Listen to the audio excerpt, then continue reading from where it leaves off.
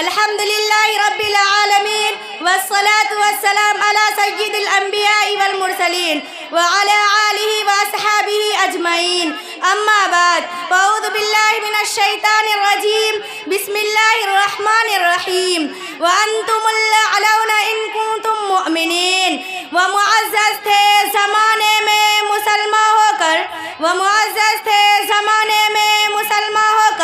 اور ہم خار ہوئے تاریخ قرآن ہو کر۔ میرے محترم بزرگوں اور دوستوں، آج میری گفتگو کا موضوع مسلمانوں کی تباہی اور اس کا علاج ہے۔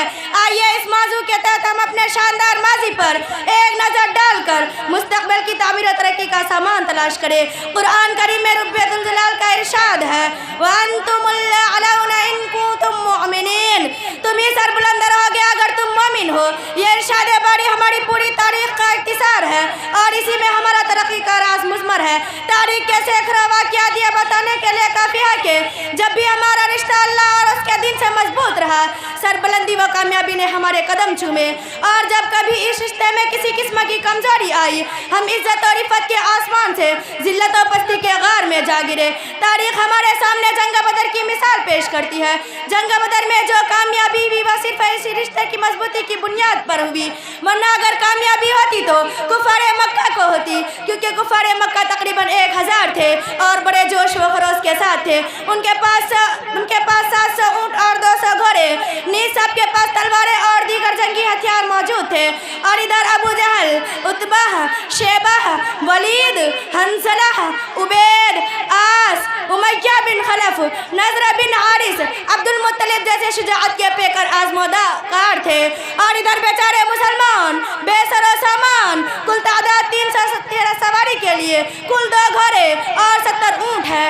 ایک ایک پر 3 4 آدمی سوار ہیں اور بعض پیدل ہی سفر کر رہے ہیں۔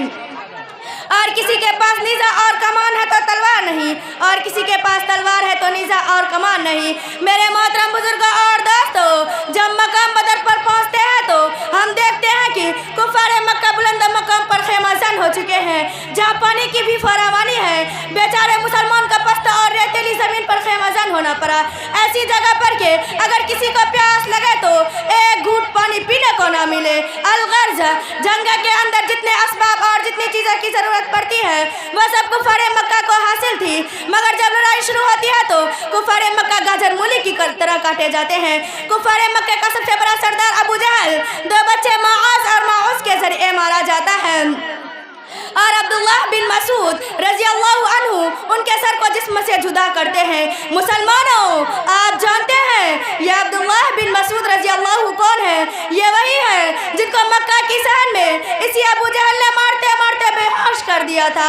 آج میدان جنگ کے اندر وہی عبداللہ بن مسعود رضی اللہ عنہ ابو جہل کا سر قلم کرتے ہیں۔ امیہ بن خلف ابو جہل کے بعد کفار مکہ کا سب سے بڑا سردار سمجھا جاتا تھا، لیکن اپنے ساتھیوں کو اس طرح تیغ ہوتے دیکھ کر گھبرایا میدان جنگ چھوڑ کر بھاگ پڑا۔ حضرت بلال حبشی رضی اللہ عنہ ان کے پیچھے بھاگے اور قریب پہنچ گئے۔ امیہ بن خلف گھبرا کر گھوڑے سے نیچے گر جاتا ہے، پیٹ کے بل لیٹ جاتا ہے، شور مچاتا ہے، معافی مانگتا ہے، امن چاہتا ہے، لیکن بلال حبشی رضی اللہ عنہ ان کے پیٹ پر نیچے سے تلوار چلا دیتے ہیں اور ان کو جہنم رسید کر دیتا ہے۔